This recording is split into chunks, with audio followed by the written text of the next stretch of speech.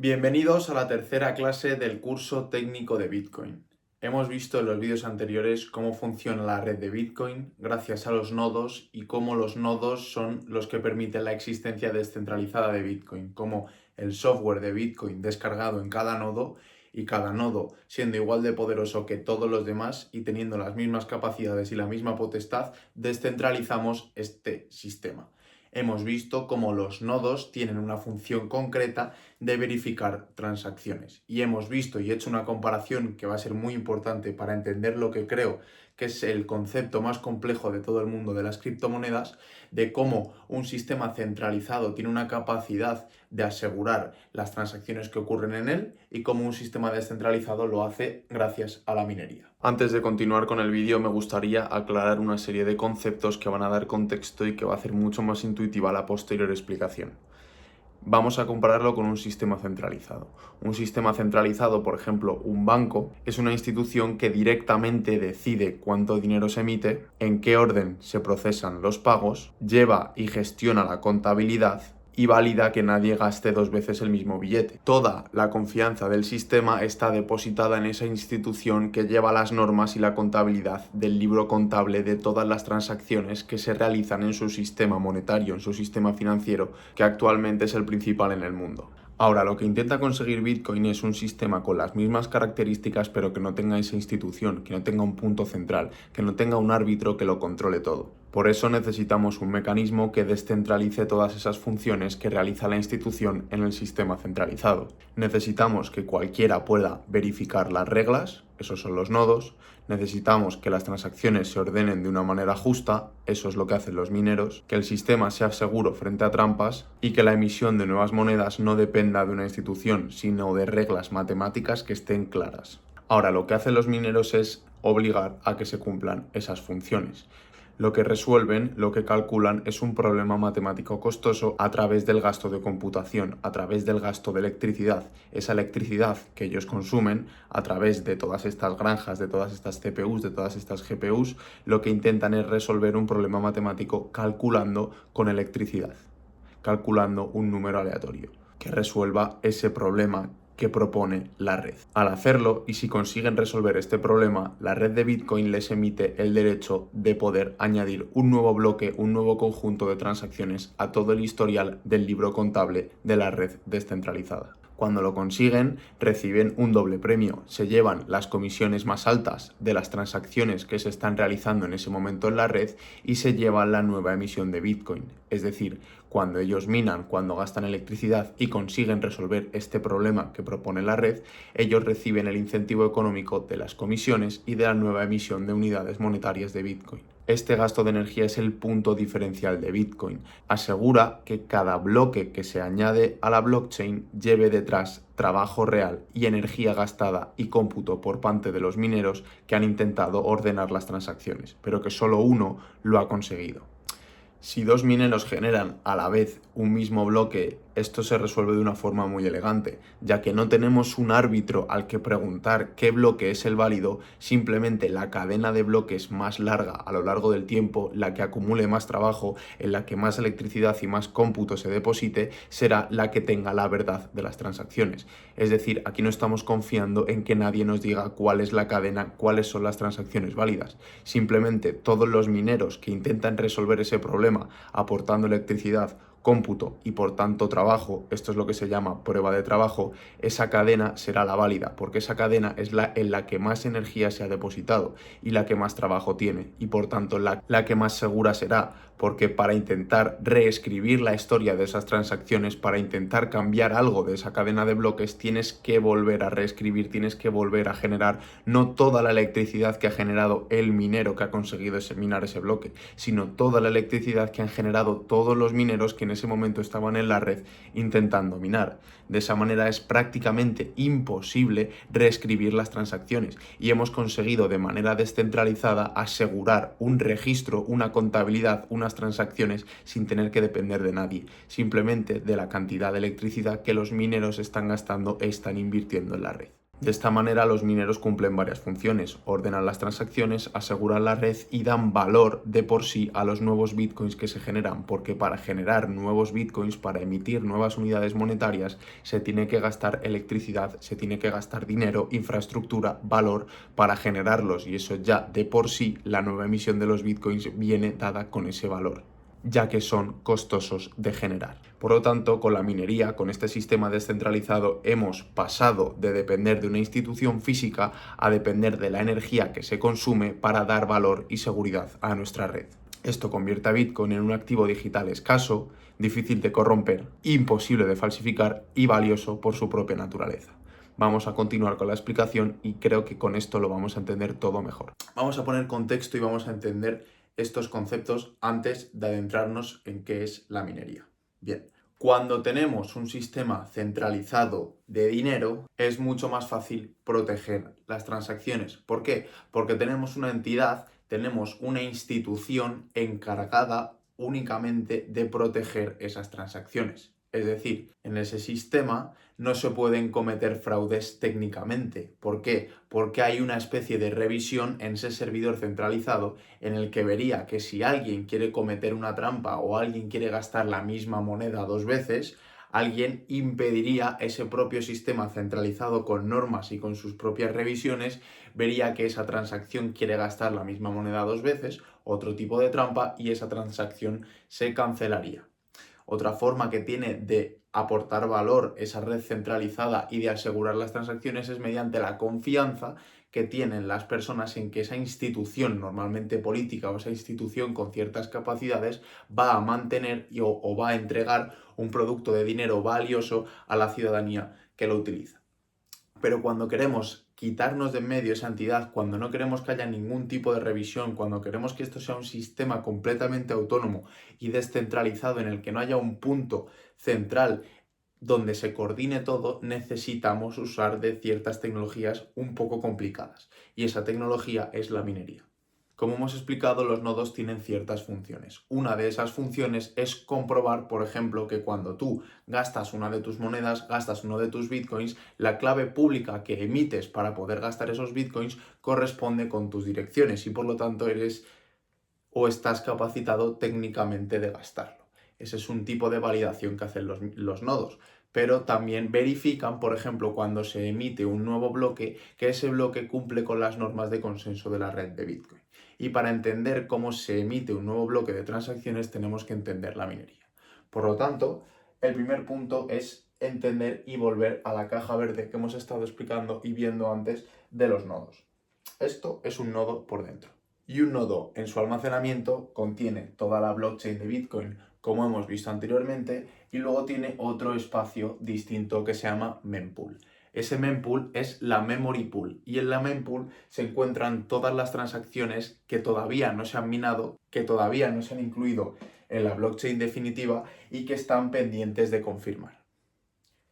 Esto cuando ocurre, por ejemplo, cuando nosotros hacemos una transacción o queremos enviar dinero desde A hasta B, esa transacción no se incluye directamente en la blockchain. Esa transacción primero tiene que pasar por la mempool. Y bien, si antes teníamos una entidad centralizada que era capaz de revisar y de comprobar que no se están cometiendo trampas y que la misma moneda no se gasta dos veces, ¿cómo hacemos para que en una red descentralizada donde unos nodos no pueden confiar en otros y lo único que hacen es enviar transacciones que están recibiendo, cómo podemos comprobar que no se está intentando gastar dos veces la misma moneda? ¿Cómo podemos comprobar que no hay alguien intentando hacer trampas? Pues esto es lo que soluciona Bitcoin y lo que soluciona la minería y lo que soluciona el Proof of Work, que ahora lo explicaremos.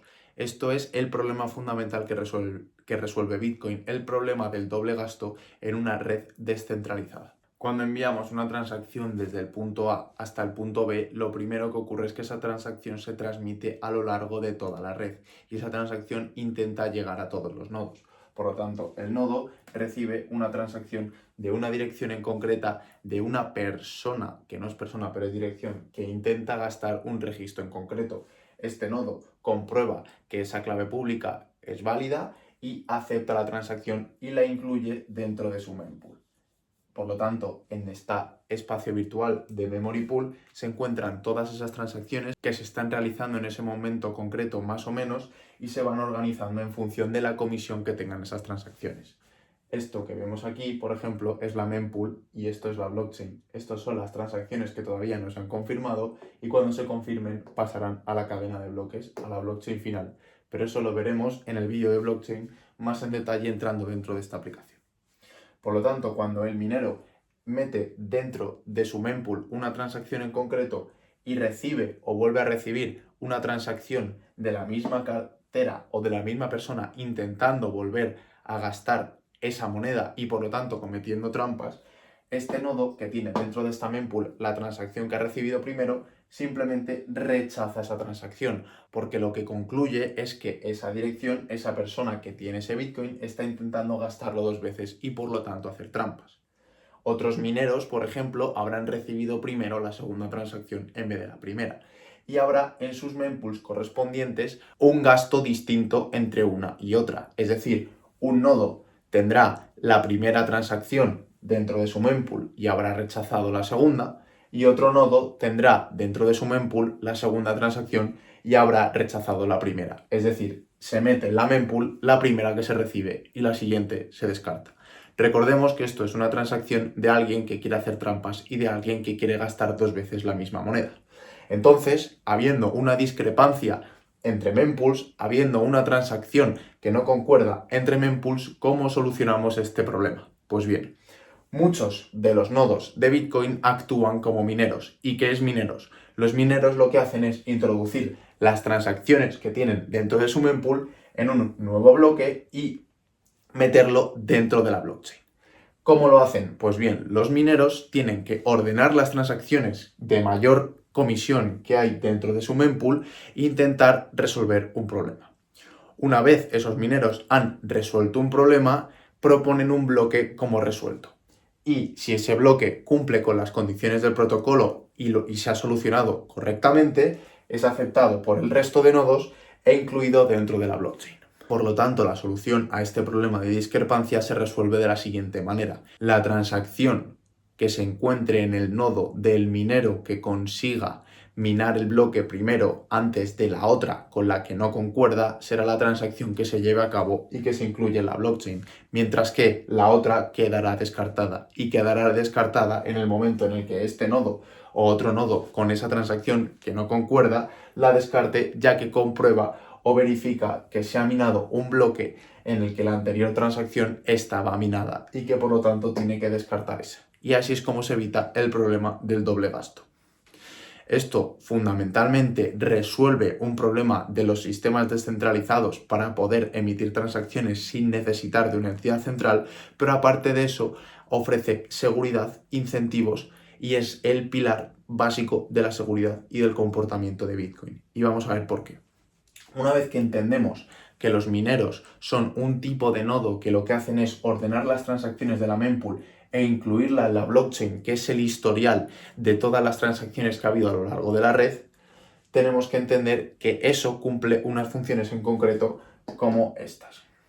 Otro detalle importante a entender es que cada 10 minutos se emite un nuevo bloque en la blockchain y que el problema que tienen que resolver los mineros se ajusta automáticamente para que de media siempre se genere un nuevo bloque de transacciones cada 10 minutos y eso mantiene un ritmo muy estable en el que se da tiempo a acumular la suficiente energía y seguridad en la red. Y vamos a ver de lleno esos conceptos. Por lo tanto, un minero, su función principal es evitar el doble gasto. Esto lo hemos entendido o lo hemos intentado explicar con el ejemplo anterior, pero con los siguientes vídeos irá quedando mucho más claro y mucho más específico para qué queremos solucionar el problema de doble gasto y cómo se hace técnicamente. Por lo tanto, esto ya es una función más que importante en el que empezamos a entender por qué tiene que existir los mineros, por qué tiene que haber un tipo de nodo encargado de ordenar y de asegurar que no se cometan esas transacciones fraudulentas, y este tipo de nodo puede ser cualquier persona que quiera aportar electricidad para poder optar a resolver ese problema.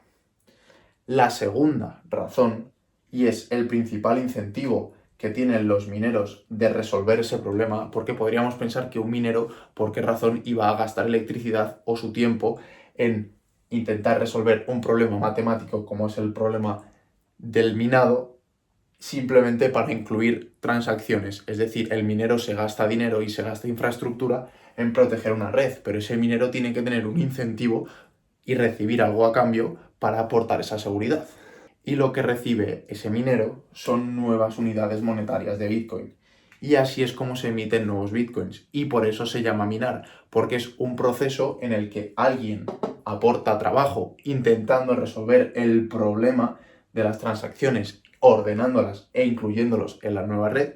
Y cuando un minero en concreto, cada 10 minutos, consigue resolver ese problema, se le incentiva, se le paga, se le devuelve el favor que ha hecho a la red de Bitcoin con nueva emisión de Bitcoins. Es decir, recibe una unidad monetaria, recibe un valor por todo el trabajo y por toda la electricidad que ha aportado. ¿Esto qué supone? Supone que la propia emisión de Bitcoin directamente está relacionada con toda la electricidad y con toda la energía del mundo real que se ha tenido que gastar para ordenar un nuevo bloque, para generar un nuevo bloque y por lo tanto para emitir esos bitcoins. Y a su vez esos bitcoins emitidos sirven como incentivo para los mineros para seguir trabajando y para seguir aportando seguridad. El último punto fundamental y en el que tenemos o vamos a terminar de entender de manera intuitiva por qué es tan necesaria la minería es porque ofrece una protección aplicando un coste. Nosotros en este sistema en el que cualquiera se puede unir, sería muy fácil destruir si no tendríamos una minería, si no tuviéramos una prueba de trabajo, si no tuviésemos un problema que resolver, una electricidad que gastar para ordenar nuevos bloques. ¿Por qué? Porque sería muy fácil, si no, inundar la red de transacciones inventadas, sería muy fácil hacer una denegación de servicios, sería muy fácil simplemente reescribir el historial de transacciones, que es lo que queremos evitar. Recordemos que en el sistema centralizado tenemos una entidad, una institución en la que confiamos que se encarga de verificar todo este tipo de cosas manualmente o en base a sus técnicas e impide que todo esto se tenga que reescribir o que se pueda reescribir y que no se puedan realizar denegaciones de servicio. Pero aquí no tenemos una entidad central, no tenemos una institución encargada de cuidarnos. Tenemos que de manera descentralizada y a través de la prueba de trabajo protegernos a nosotros mismos. Y lo que hace la minería es generar un coste. Es decir, tú para emitir transacciones a la red tienes que pagar una comisión. Si quieres realizar una denegación de servicio te va a salir muy cara porque vas a tener que pagar muchas veces esa comisión.